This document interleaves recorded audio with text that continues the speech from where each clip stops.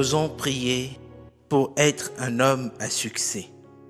Ma Bible déclare en Job 22, au verset 28, « À tes résolutions répondra le succès. Sur tes sentiers brillera la lumière. » Je confesse sur la base de cette parole qu'à ma résolution d'obéir aux commandements et aux lois de l'Éternel répond le succès. Ainsi en est-il été de Josué, qui fut un homme à succès. Que ce livre de la loi ne s'éloigne point de ta bouche. Médite-le jour et nuit, pour agir fidèlement selon tout ce qui y est écrit. Car c'est alors que tu auras du succès dans tes entreprises, c'est alors que tu réussiras. J'ai la pleine conviction que la porte de la bénédiction s'ouvre sur moi. Car en Deutéronome 28, verset 13, la Bible atteste que l'Éternel fait de moi la tête et non la queue, que je suis toujours en haut et jamais je ne serai en bas.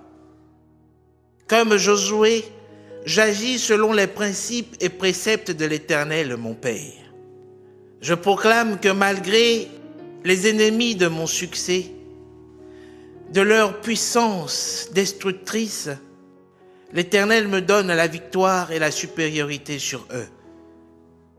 Ils sortent contre moi par un seul chemin et ils s'enfuient devant moi par 7 chemins différents. Je proclame que même si je marche dans la vallée de l'ombre de la mort, je ne crains aucun mal, car sur mes sentiers brille la lumière du Christ ressuscité.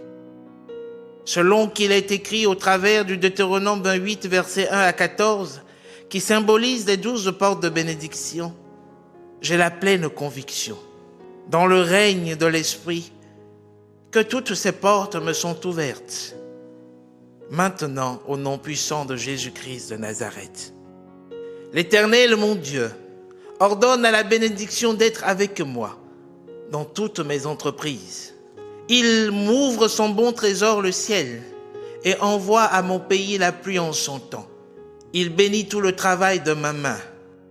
Ainsi, je prophétise que je prête à beaucoup de nations et que jamais je n'emprunterai. Je confesse que je suis béni à mon arrivée ainsi qu'à mon départ. Je confesse sur la base de la parole puissante de Dieu qui trouve accomplissement dans ma vie maintenant.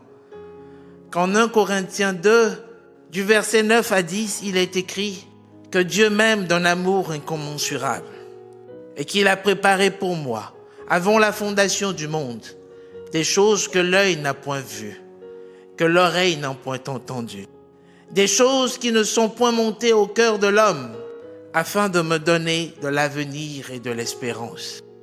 Christ a rendu témoignage à mon sujet, en Matthieu 5, du verset 13 à 14, que je suis le sel de la terre et la lumière du monde.